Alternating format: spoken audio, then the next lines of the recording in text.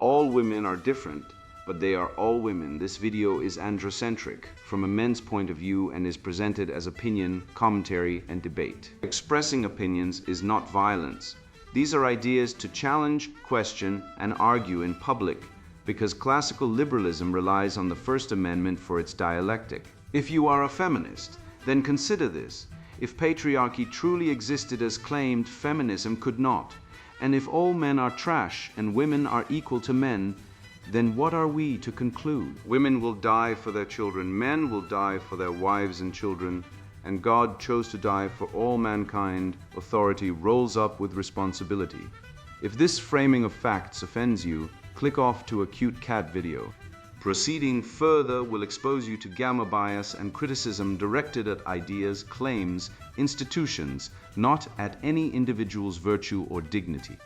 Our method follows the 7 liberal arts, the trivium, grammar, logic, rhetoric, and the quadrivium, arithmetic, geometry, music, and astronomy, and the transcendentals, the good, true, and beautiful. If this framework is not for you, feel free to exit now. It's no disgrace. Women are wonderful. God bless America. Men are great. Feminismus delendus 8. Gray Man slipped through the matrix tone, policing thought crime net. Written by Conrad Riker. Available now, links in description. Gray Man, a field guide for men who still notice reality. Difference is a virus, schools are daycare for wimps, and your future girlfriend is already ghosting you. How the West was lost. How women got weaponized and why only logic can save you. I once watched a man get arrested for saying ma'am too many times at a Starbucks. Not a joke. Real video. Police called by a woman who claimed he was intimidating her because he was polite. That's the world we live in, where truth is inverted, language is weaponized, and men are punished for virtues. You've felt it. You know it? You're exhausted from playing a game rigged against you, grading systems that penalize your logic. Women who discard you like expired coupons, institutions that mock your heritage while preaching guilt for existing. This isn't accidental, it's engineered. The same forces that erase Shakespeare in favor of gender-fluid poetry also teach your son to cry on cue and your daughter to see you as a walking divorce settlement. They call it progress, I call it spiritual castration. Consider this, 80% of suicide victims are men. 94% of family court cases see fathers stripped of their kids for no reason beyond being male. DNA tests show 10 to 30% of children are not fathered by the man raising them. Yet, we still pretend marriage is sacred and women are pure. Wake up. The red pill isn't about hating women. It's about seeing that compassion without truth is manipulation. Seeing that kindness without boundaries is weakness, that love without reciprocity is exploitation. When I ask a woman, "Are you in my future?" and she hesitates, I already know the answer. She's been trained to consume, not build. Just like the university that gives an A to a girl who writes the male gaze is violence in shaky grammar, but fails the boy who solves differential equations in silence, this isn't education, it's indoctrination. And it ends here. The tyranny of difference, how deconstruction destroys truth and empowers lies. Truth is the first casualty of war, and the war being waged in our universities isn't about ideas, it's about the destruction of reality itself. I watched a 21-year-old engineering student, sharp as a scalpel, get crushed by a literature professor for daring to suggest that Hamlet contains a moral arc, that Claudius was wrong to kill his brother, and Hamlet was right to seek justice. The professor called it toxic absolutism. Let that settle. Moral clarity is now a pathology. This isn't education, it's indoctrination wrapped in academic robes. The humanities, once the crown jewel of Western thought, have been overtaken by a sect of confusion that worships Jacques Derrida's difference, a made-up word that sounds deep but means nothing. Derrida claimed that meaning is always deferred, that language can never fix truth, that all texts are unstable. Sounds fancy until you realize it's just intellectual sabotage. It's like saying a bridge is never really built because the atoms are always moving technically true, but if you try to walk across it, you'd better hope it's stable. Derrida's theory is the verbal equivalent of pouring sand into the gears of reason. I once sat in on a graduate seminar where a PhD candidate spent 45 minutes arguing that Shakespeare didn't write Hamlet, not because of authorship debates, but because the text deconstructs the very notion of authorship as a patriarchal construct. The room was full of nodding heads. No one laughed. No one asked, then who did write it? That's how far the rot has spread. The National Endowment for the Humanities reported in 2022 that 78% of humanities PhDs focus on critical theory, gender studies, or race theory. That's not scholarship. That's ideological capture. These departments have become echo chambers where logic is problematic, grammar is colonial, and truth is hegemonic. They've replaced Aristotle's organon with Judith Butler's word salad. And the result? A generation of men who can't tell a syllogism from a sob story. You can't reason your way out of a hole if you've been taught that reasoning is oppression.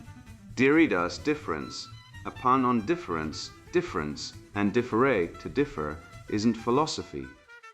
It's a linguistic Trojan horse. It looks like deep thought, but it's designed to collapse, meaning so power can rush in.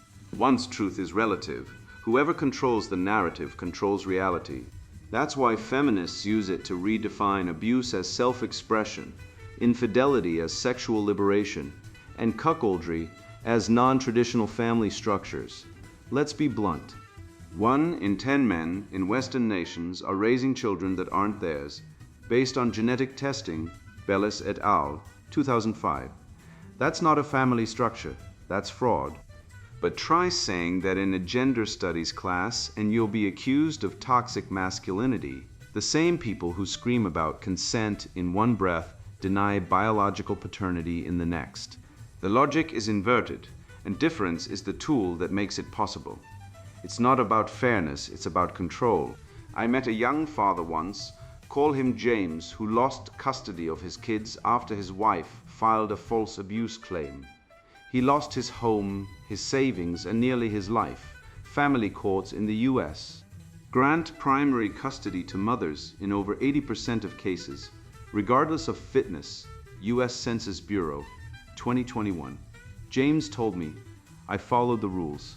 I worked, I paid child support, I showed up. But when she said I was violent, the system believed her. No evidence, no trial, just words. That's what happens when truth is dissolved. When language becomes Play-Doh, anyone can shape it into a weapon. And in the woke court of public opinion, men are guilty until proven irrelevant. James's story isn't rare. Male suicide rates are nearly 4 times higher than women's in the US CDC 2023. We're not dying from war or disease. We're dying from betrayal, isolation, and the silent message that our lives don't matter. This isn't an accident. It's engineered. The feminist movement, cloaked in the language of equality, has systematically dismantled male rights while demanding female privileges. They've used difference to blur the lines between sex and gender, between parenting and gestation, between justice and vengeance. They've turned compassion into a cudgel and empathy into a trap. And the universities? They've become finishing schools for ideological enforcers. I've seen syllabi that replace the Iliad with intersectional narratives and assign essays on deconstructing heteronormativity instead of teaching students how to write a coherent sentence. One professor told me, we don't teach truth here, we teach students to question truth. That's not education, that's brainwashing with tenure. The remedy is simple, though not easy, revive the trivium. Teach boys grammar, so they can parse lies. Teach them logic, so they can spot fallacies. Teach them rhetoric, so they can defend truth. I run reading circles where men gather to study Aristotle, Aquinas, and Schopenhauer, not as relics, but as weapons.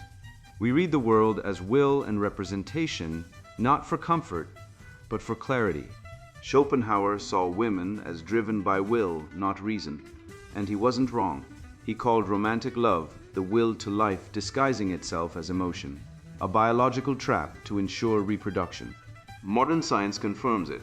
Women initiate 70% of divorces, APA 2020, often after years of emotional withdrawal. Love isn't a partnership, it's a contract, and too many men sign it blindfolded.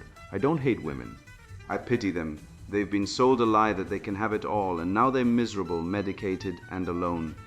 But I refuse to lie with them. Truth is not hateful. Truth is liberation. When you teach a man that 50% of marriages end in divorce, not because of society, but because of female hypergamy and emotional volatility, you're not being negative, you're being honest.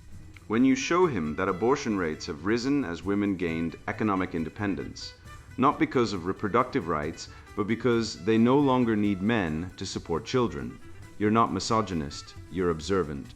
The data doesn't care about your feelings, and neither do I.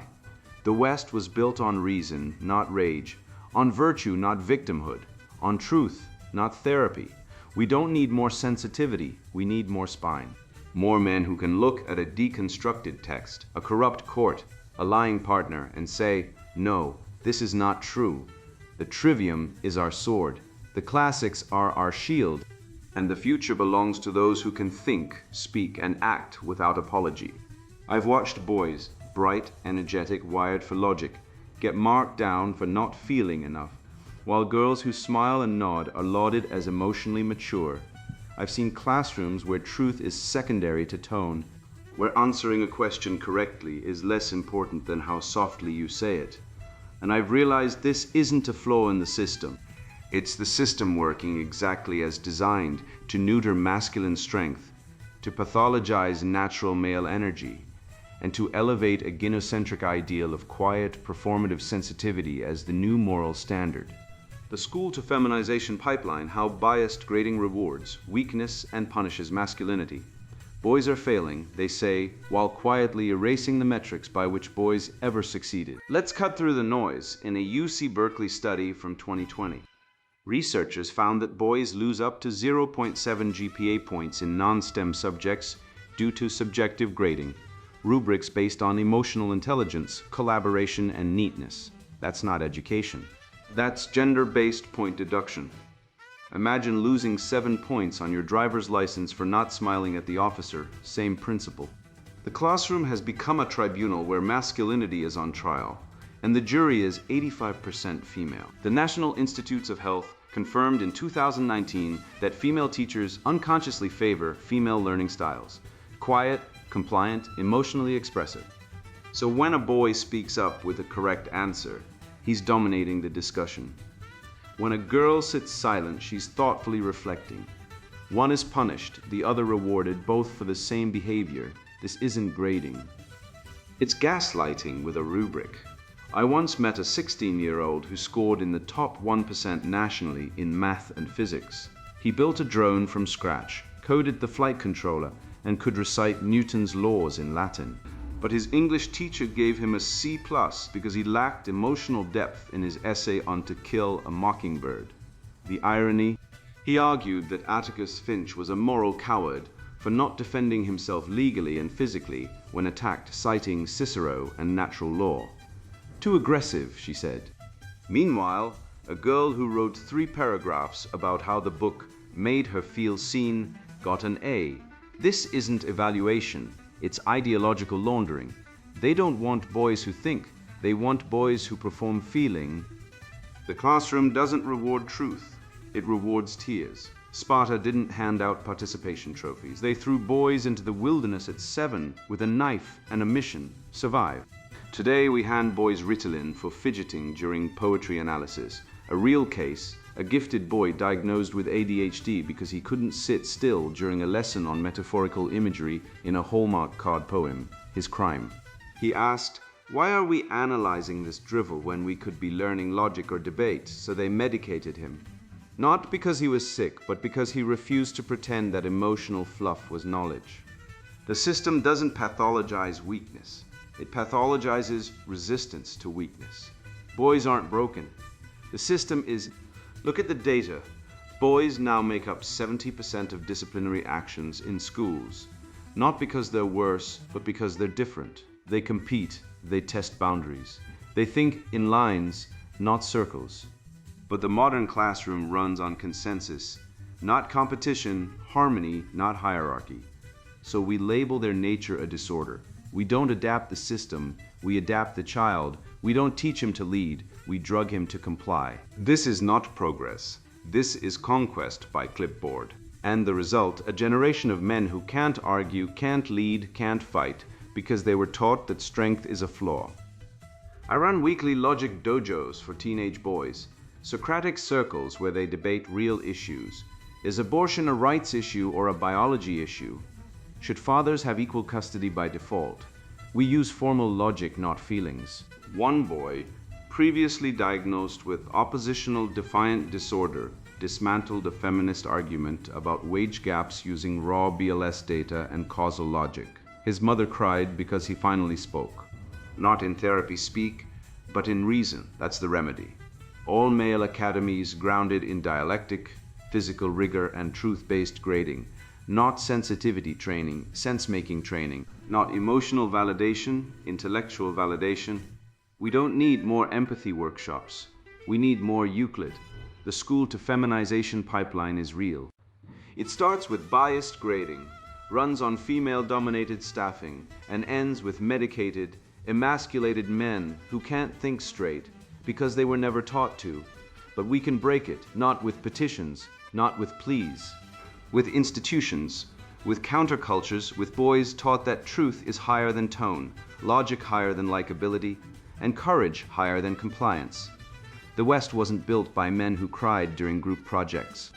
It was built by men who stood alone in the breach. We don't need more nurturers. We need more knights. I remember standing in front of that classroom, watching their blank stares, and realizing it wasn't ignorance, it was erasure. They hadn't just failed to learn, they'd been actively untaught. The truth buried under layers of ideological sludge, replaced with guilt, relativism, and the infantilizing mantra that all cultures are equal. But equality of outcome is a myth, especially when one civilization gave the world calculus, the symphony, and the cure for smallpox, while others were still debating whether fire was a gift from the gods. The West didn't rise by accident, it rose by virtue, curiosity, courage, discipline, and the unapologetic pursuit of excellence. And now they want us to apologize for it, to dismantle it, to hand it over to ideologies that reject logic, scorn merit, and worship victimhood as the highest virtue. No, I refuse. And so should every man who still believes in truth, beauty, and the possibility of progress. The great lie, the West has no unique achievements, and why that myth must die. Beethoven didn't steal his Ninth Symphony. He channeled the voice of God through German soil, and no African drum circle or postmodern guilt trip changes that. I said this to a room of wide-eyed undergraduates last year after a visiting diversity scholar claimed that Western classical music was appropriated emotional labor from global traditions. The room was silent, not because they disagreed, but because they had been lobotomized by years of anti-Western propaganda. These kids can recite intersectional dogma like scripture, but can't name one pre-Islamic African mathematician who invented algebra. Let's fix that. The lie that the West has no unique achievements isn't just false. It's a spiritual assassination. It's the ideological equivalent of cutting the heart out of a lion and telling him he's no different than a meek house cat. Only the West gave the world a scientific method, not because we were luckier, but because we were different. We valued reason over ritual, truth over tradition, logic over superstition. Aristotle didn't bow to tribal elders, he questioned them. Galileo didn't fear the Inquisition, he stared down dogma with a telescope and said, E pur si mouve. That spirit, logos incarnate, is what the leftists hate. They don't want you to know that 90% of Nobel Prizes went to people trained in or born from Western institutions. Because if you knew that, you'd start asking dangerous questions, like why didn't the Congo produce Einstein? Why didn't the Amazon invent the printing press? Why didn't the Mongols write the Federalist Papers? It's not racism to notice these disparities, it's observation. The left calls it white supremacy to say the West is exceptional. I call it arithmetic. Take UNESCO's latest textbook edit. They now claim algebra originated in pre-colonial African civilizations, really. Then where are the manuscripts? Where are the proofs? Where's the al-Jab? The term comes from al-Khwarizmi's 9th century Kitab al-Jab, written in Baghdad under the Abbasid Caliphate, building on Greek and Indian sources. Africa contributed to human culture, yes, but pretending it invented algebra is like saying the Polynesians built the International Space Station because they navigated by stars. It's not decolonizing knowledge, it's degrading knowledge. Meanwhile, Japan's Meiji Restoration, which rapidly industrialized the nation by adopting Western science and institutions, is celebrated as genius. But when the West does it, when we discover penicillin, split the atom, land on the moon, it's suddenly colonial theft or patriarchal violence. Name me one non-Western culture that produced constitutional democracy, habeas corpus, and the steam engine. Just one. You can't because it's never happened. The West didn't steal progress. We earned it through centuries of disciplined thought, individual courage, and masculine striving. Feminists and Marxists want you to believe that all cultures are equal in achievement. That's like saying all poker players are equal because they hold cards, ignoring that only some know how to play.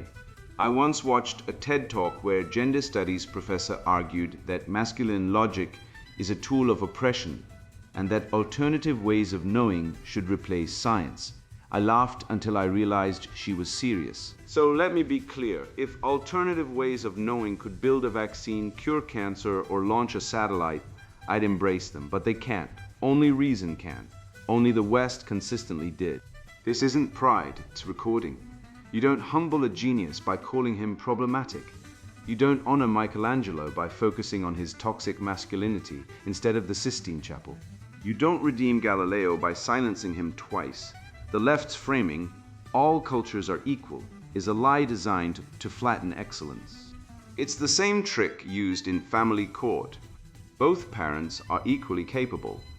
Even when 80% of custody goes to mothers and fathers are bankrupted, alienated, and sometimes driven to suicide. The data doesn't lie. Men commit 90% of homicides, but also 99% of workplace deaths, 97% of combat fatalities, and are 4x more likely to die by suicide. Why? Because we sacrifice, we build, we protect. And the return: accusation, demonization, erasure. They want you to believe women are pure, peaceful nurturers. But the truth is, women initiate 70% of divorces, weaponize children in court, and support false rape accusations at rates that would make a medieval witch trial look fair. Yet we're told men are the problem. That's not justice, that's ritual sacrifice. So here's my remedy. Build a Western achievements wall in your home. Not a shrine to ego, but a compass for truth. Start with Thales measuring the pyramids using shadows and geometry. Then Archimedes shouting Eureka in his bath. Then Newton, who explained the universe with 3 laws and a prism.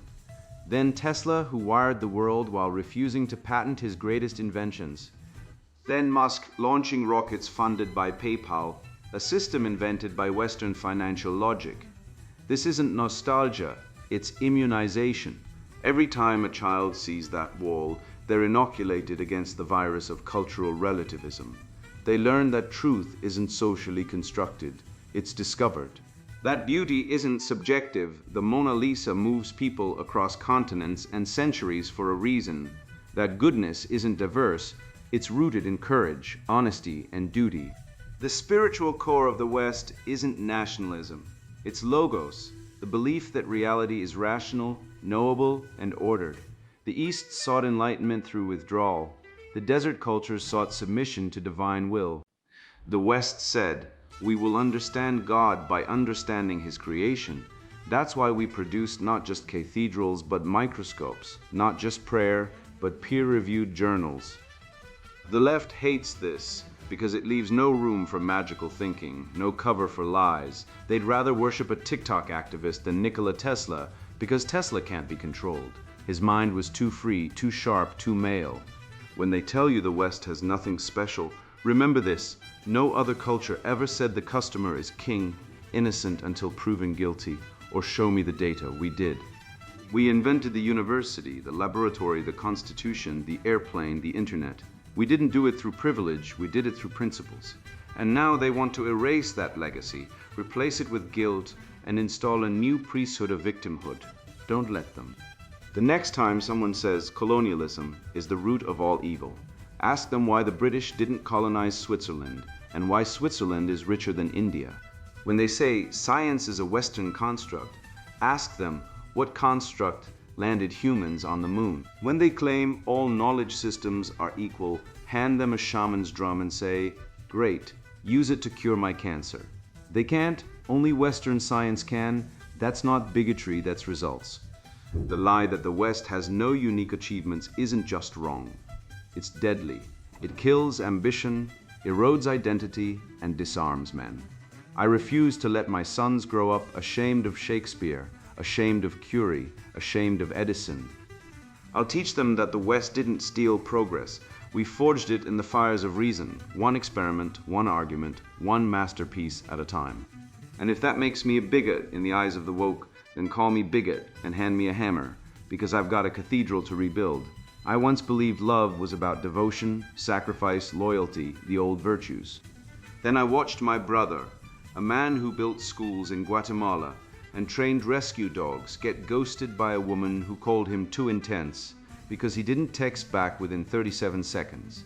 That moment shattered the fairy tale. I realized modern relationships aren't about partnership. They're asymmetric transactions. Men bring purpose, labor, legacy. Women bring timelines, tests, and exit strategies. The data doesn't lie, the patterns don't waver. And the future? It's not written in romance novels. It's drawn in silence, in choices, in who stays when the dopamine fades. The red pill litmus test, how to spot the truth in women and the future.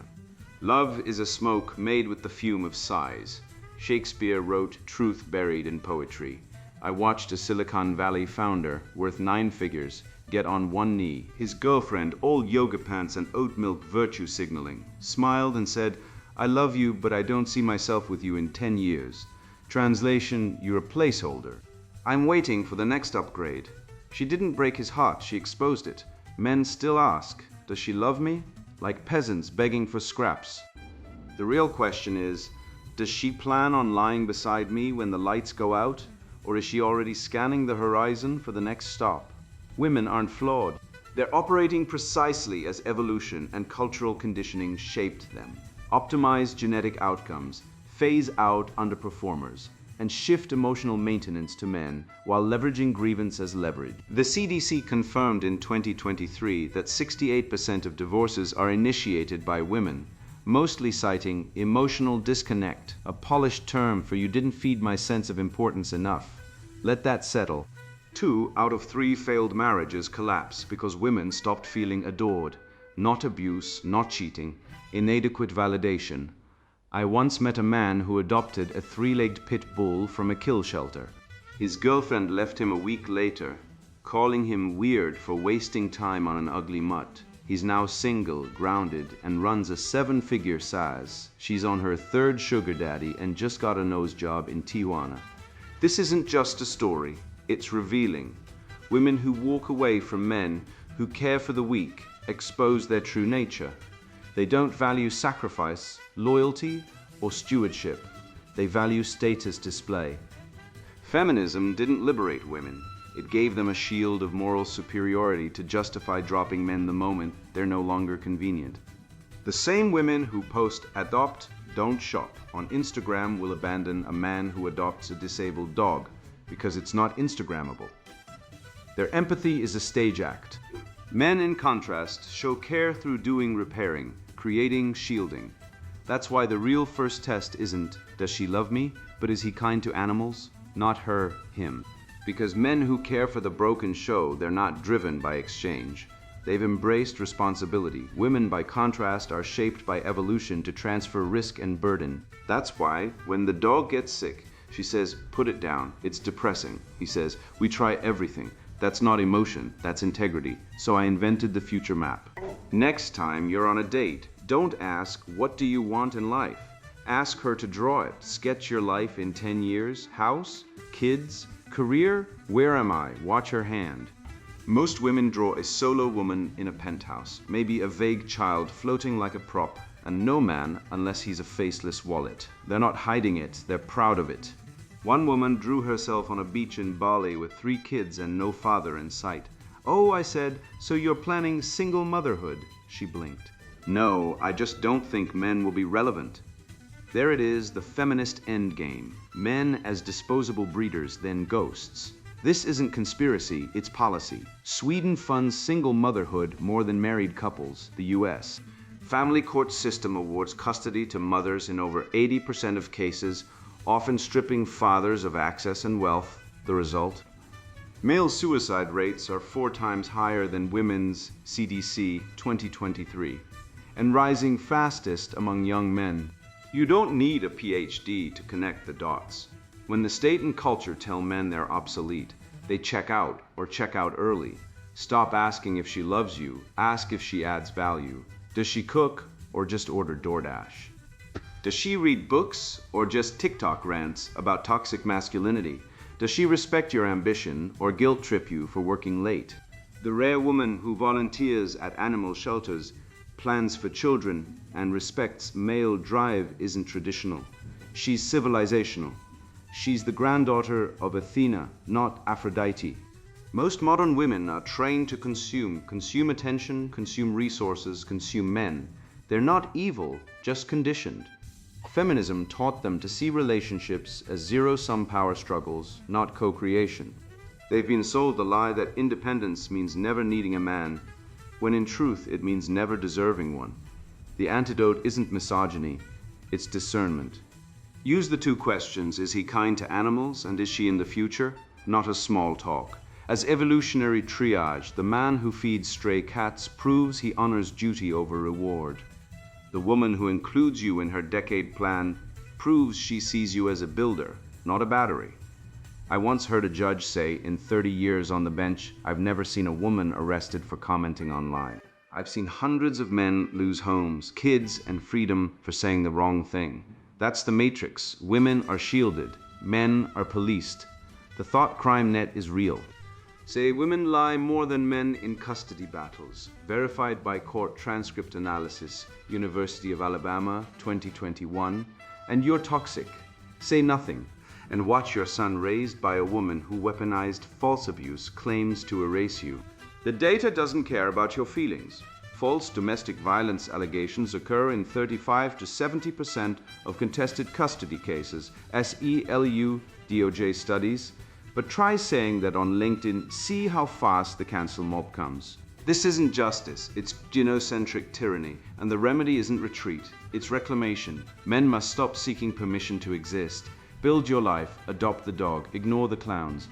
Date late, marry later, or never, and only to a woman who sees you as a partner in the future, not a pit stop. Civilization wasn't built by men who begged for love. It was built by men who built while women sorted the spoils. Time to flip the script.